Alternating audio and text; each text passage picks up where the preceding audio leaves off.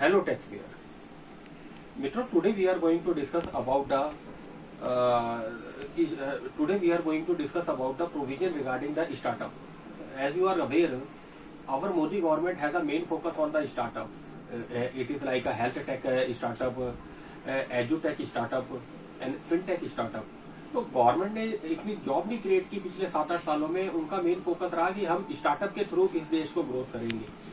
अब उसके अंदर इस साल जो बजट आया है फाइनेंस बिल 2023 में, there are some amendment in section 79.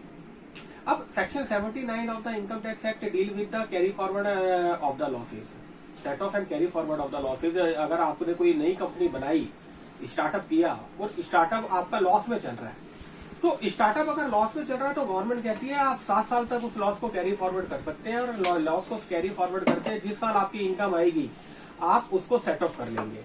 लेकिन उसके पीछे एक कंडीशन है. कंडीशन ये है कि आप कैरी फॉरवर्ड लॉस को तभी सेट ऑफ कर पाएंगे जब आपकी जो शेयर होल्डिंग है, वो शेयर होल्डिंग आपकी 51% होनी चाहिए, वो चेंज नहीं होनी चाहिए. As on the last day of the previous year in which the loss was incurred. जिस साल आपने लॉस इनकर्ड किया है उस साल के आखिरी डेट पे शेयर होल्डिंग चेक होगी. अगर वो 51% से कम है तो आप कैरी फॉरवर्ड लॉस को सेट ऑफ नहीं कर पाएंगे. तो वो बजट 2023 में अमेंडमेंट आया है गवर्नमेंट के थ्रू, और गवर्नमेंट ने उसके ऊपर फोकस किया है.